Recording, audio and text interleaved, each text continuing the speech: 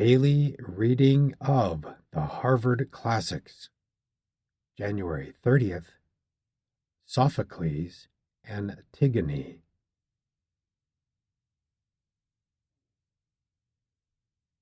Enter Antigone and Ismene.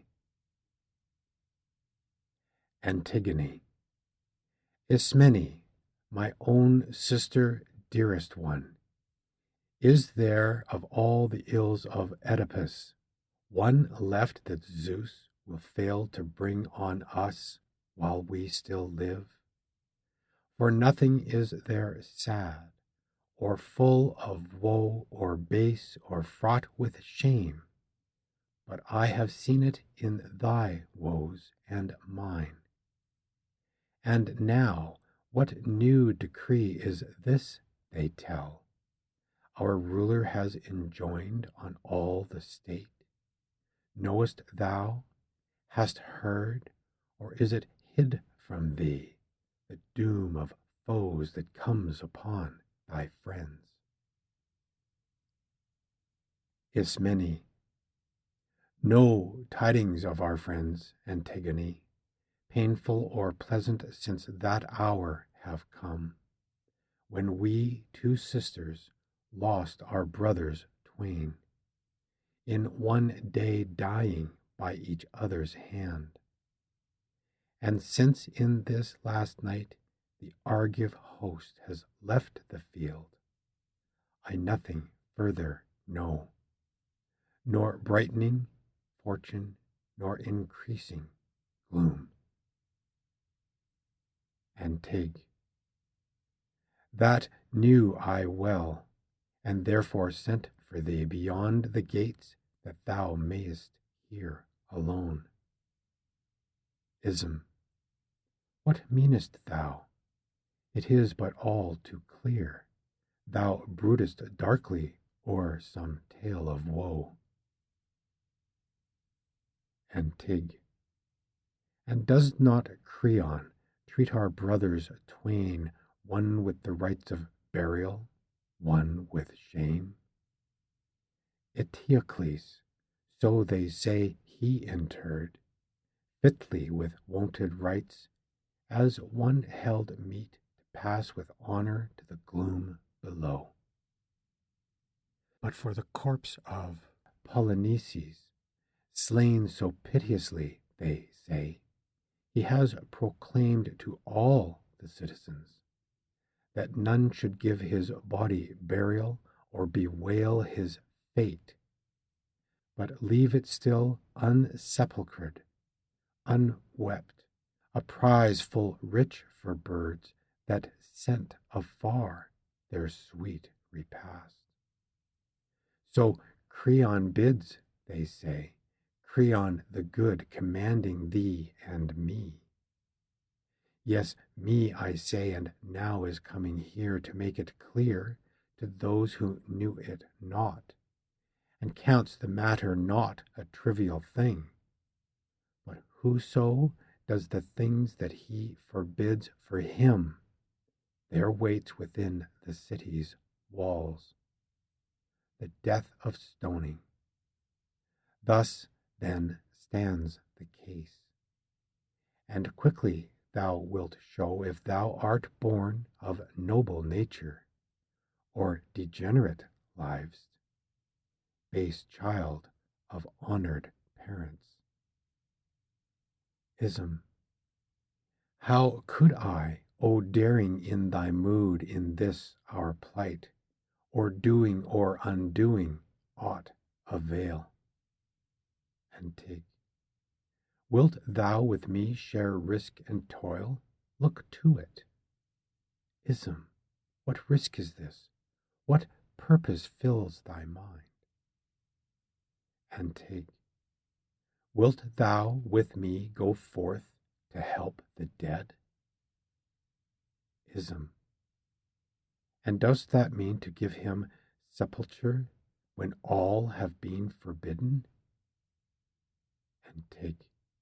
He is still my brother, yes, and thine, though thou, it seems, wouldst fain he were not.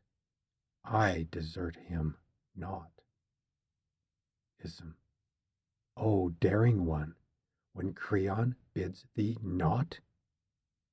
Anteg. What right has he to keep me from mine own? Ism.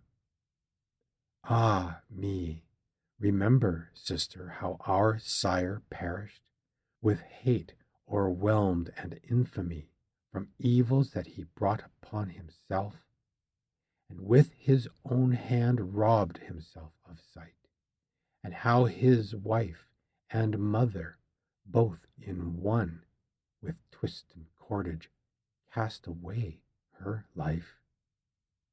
And thirdly, how our brothers in one day in suicidal conflict wrought the doom, each of the other.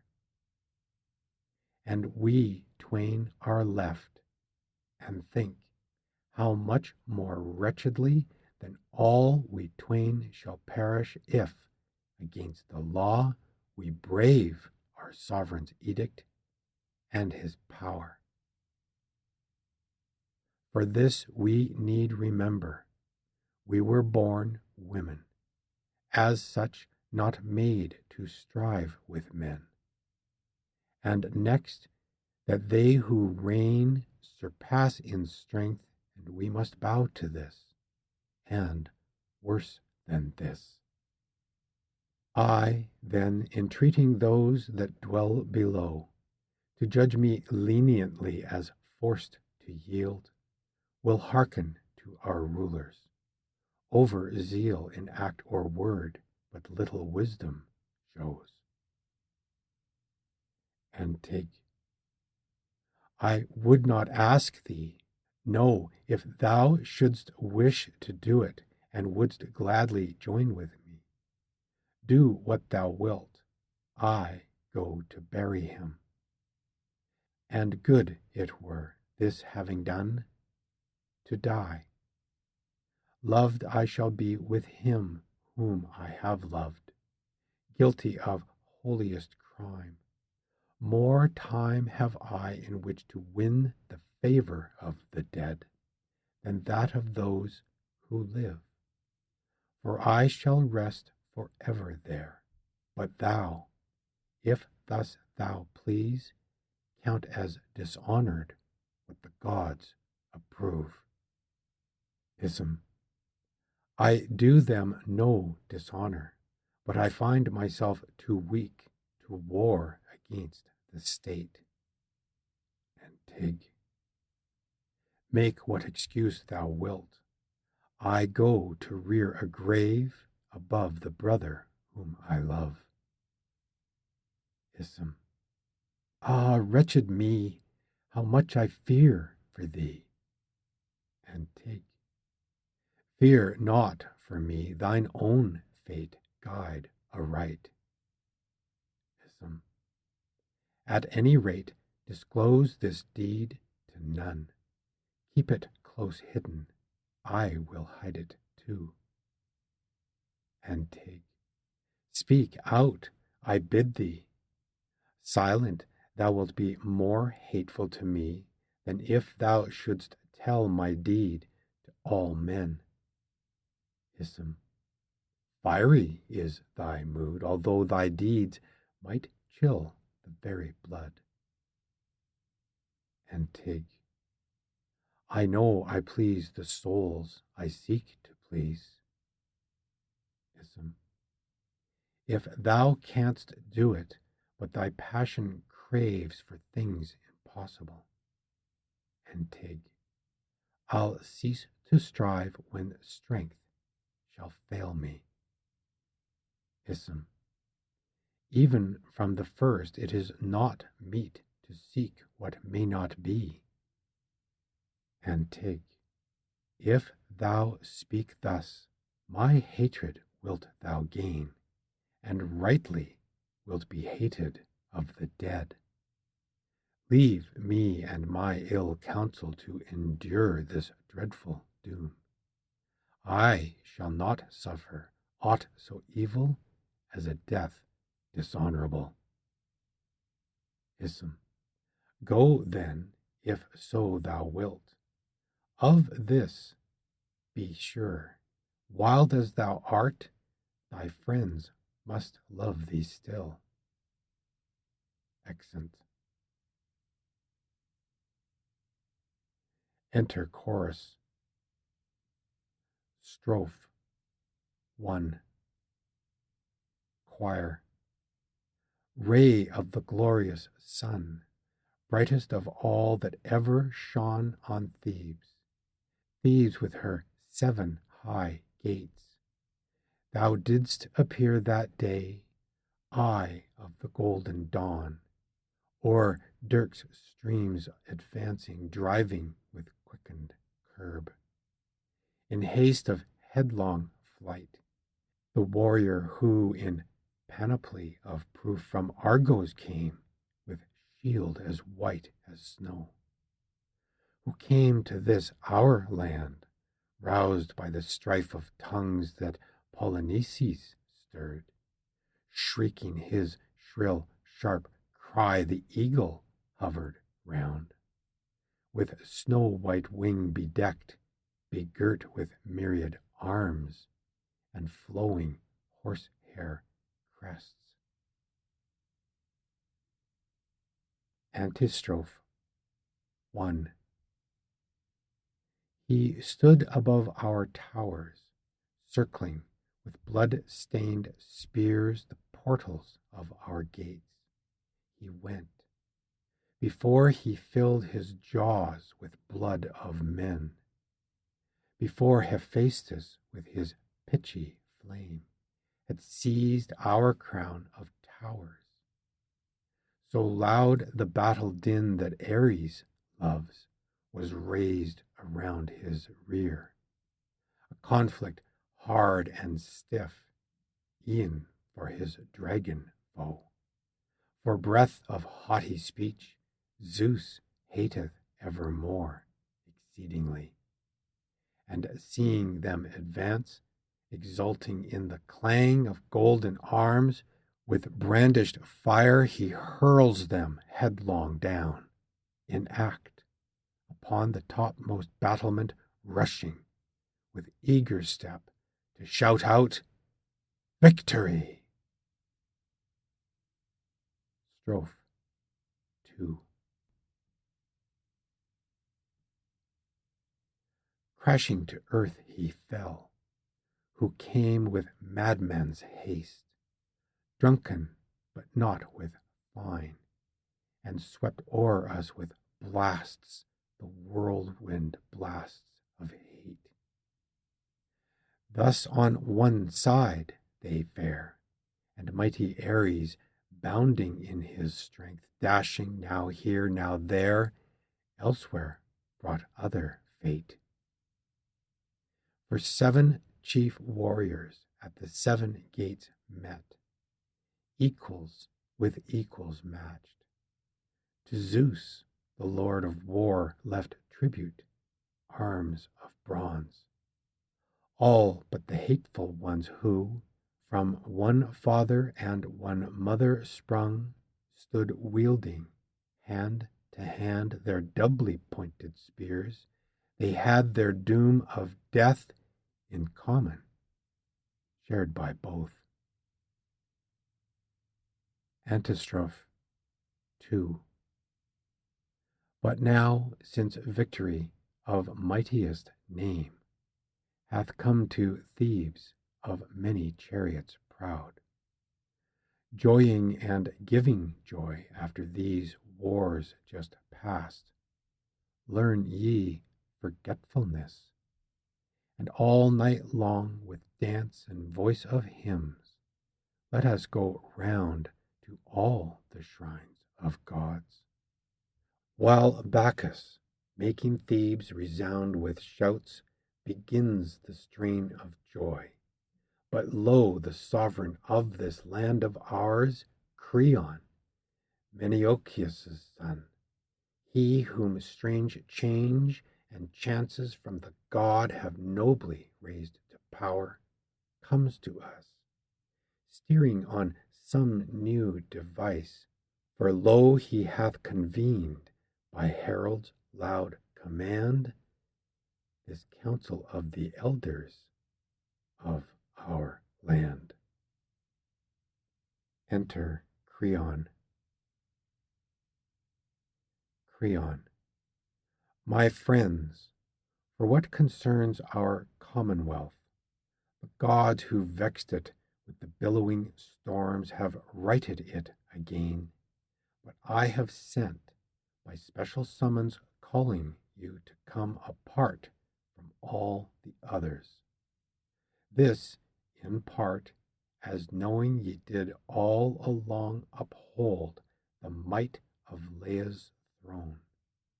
In part, again, because when Oedipus our country ruled, and when he perished, then towards his sons, ye still were faithful in your steadfast mind.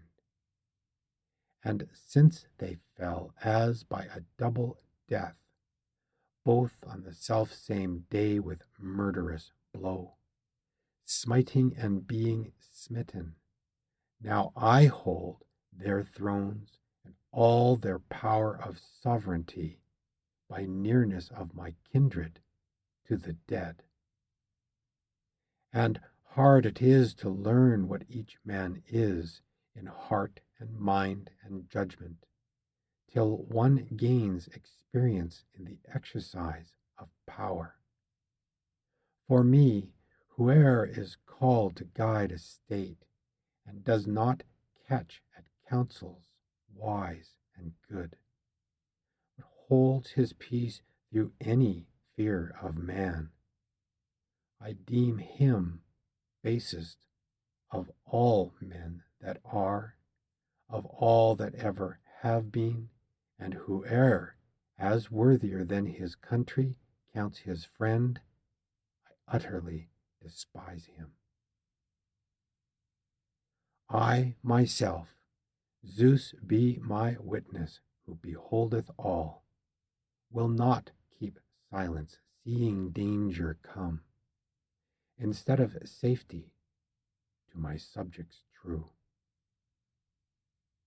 Nor could I take as friend my country's foe, for this I know, that there our safety lies, and sailing in her while she holds her course, we gather friends around us.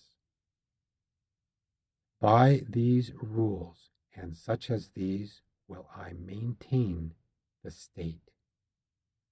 And now I come, with edicts close allied to these in spirit, for my subjects all, concerning those two sons of Oedipus, Eteocles, who died in deeds of might illustrious, fighting for our fatherland, to honor him with sepulture, all rites duly performed, that to the noblest dead of right belong. Not so his brother.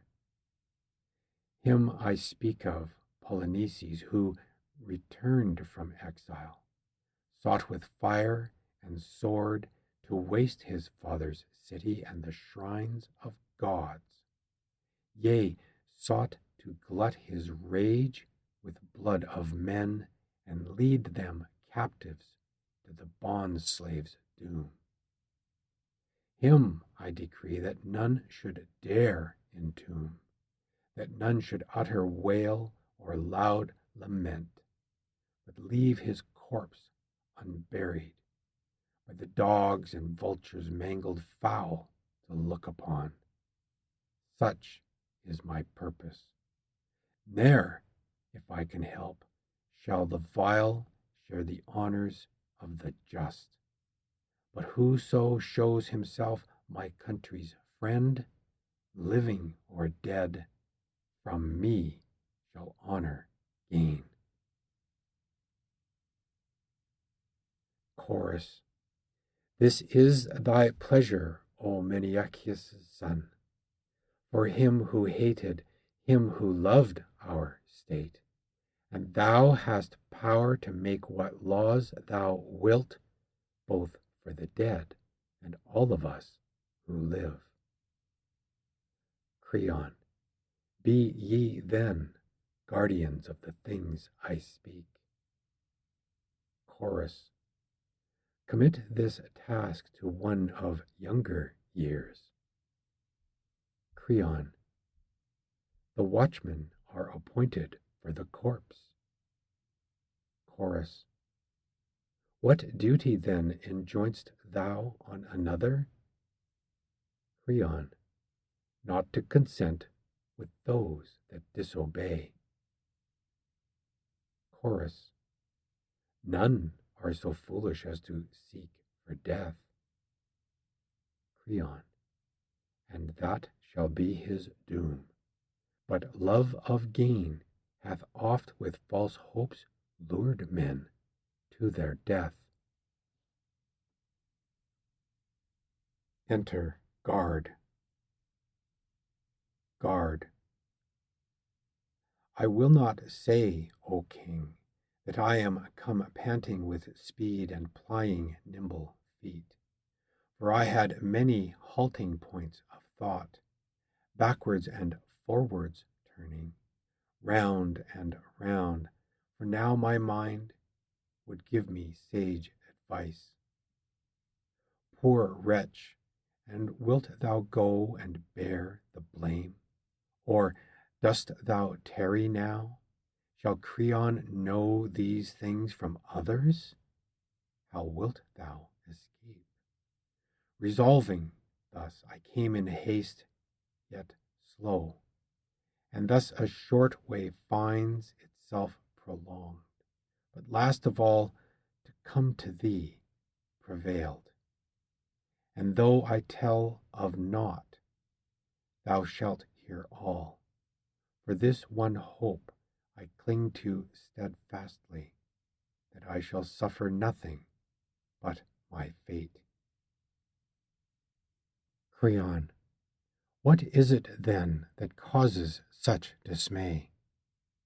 Guard, first, for mine own share in it, this I say, I did not do it, do not know who did, nor should I rightly come to ill for it.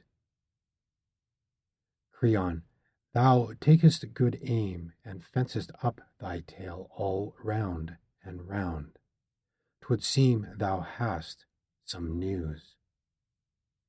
Guard, yea, news of fear engenders long delay. Creon, tell thou thy tale, and then depart in peace. Guard, and speak I will. The corpse, someone has been but now, and buried it, a little dust o'er the skin scattering with the wonted rites. Creon, what sayest thou? Who has dared this deed of guilt?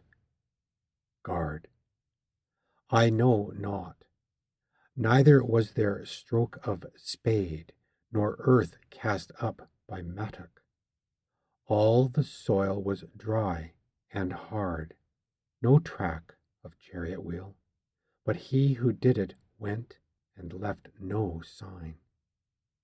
But when the first day's watchman showed it us, the sight caused wonder and sore grief to all, for he had disappeared. No tomb, indeed, was over him, but dust, all lightly strown, as by some hand that shunned defiling guilt. And no work was there of a beast of prey or dog devouring. Evil words arose among us, guard to guard imputing blame, which might have come to blows, for none was there to check its course, and each to each appeared the man whose hand had done it. As for proof that there was none, and so he scaped our ken, and we were ready in our hands to take bars of hot iron and to walk through fire and call the gods to witness none of us had done the deed, nor knew who counseled it, nor who had wrought it. Then at last, when naught was gained by all our searching, someone says what made us bend our gaze upon the ground in fear and trembling, for we neither saw how to oppose it, nor accepting it, how we might prosper in it. And his speech was this, that all our tale should go to thee, not hushed up anywise. This gained the day, and me ill-starred the lot condemns to win this precious prize. So here I come to thee against my will, and surely do I trow thou dost not wish to see me. Still, 'tis true that no man loves the messenger of ill. Chorus. For me, my prince, my mind sometime has thought that this perchance has some divine intent. Creon. Cease thou, before thou fillest me with wrath, lest thou be found a dastard and a fool. For what thou sayest is most intolerable, that for this corpse the providence of gods has any care. What? Have they buried him as to their patron, paying honors high, who came to waste their columned shrines with fire, to desecrate their offerings and their lands, and all their wonted customs? Dost thou see the gods approving men of evil deeds? It is not so, but men of rebel mood, lifting their head in secret long ago, have stirred this thing against me. Never yet had they their neck beneath the yoke, content to own me as their ruler. They, I know, have bribed these men to let the deed be done. No thing in use by man for power of ill can equal money. This lays cities low. This drives men forth from quiet dwelling place. This warps and changes minds of worthiest stamp to turn to deeds of baseness, teaching men all shifts of cunning, and to know the guilt of every impious deed. But they who, hired, have wrought this crime have labored to their cost, or soon or late to pay the penalty.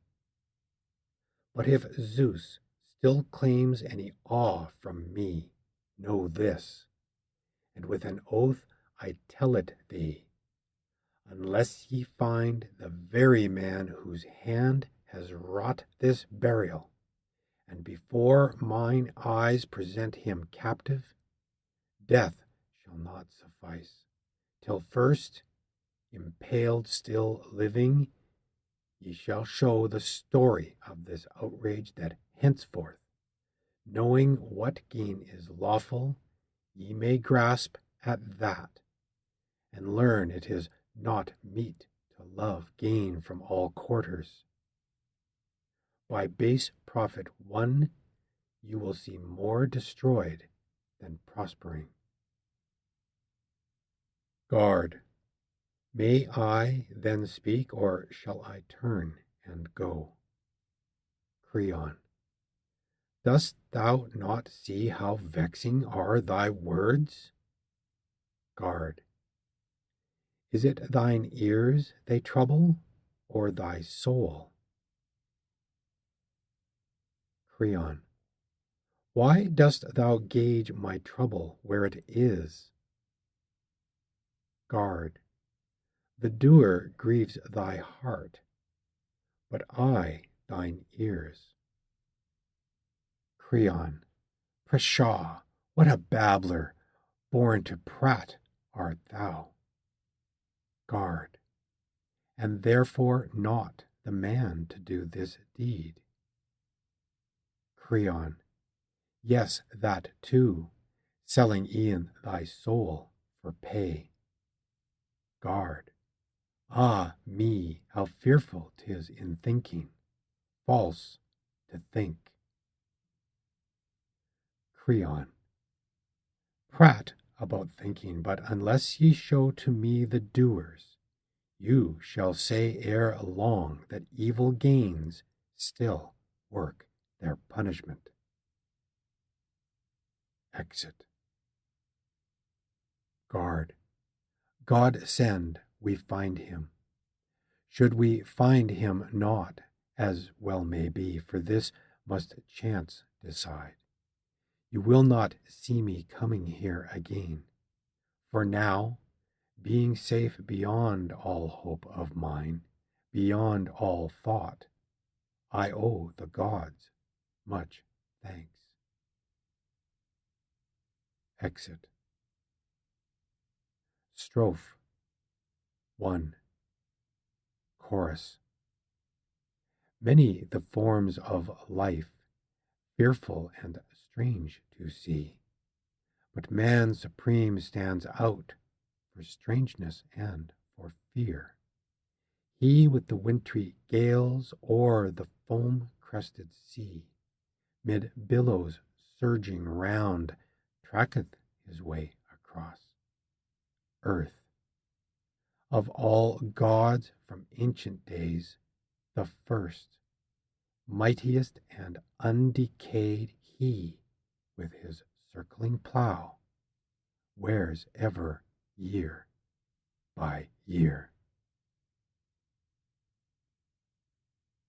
End of Daily Reading of the Harvard Classics, January 30th. Sophocles, Antigone.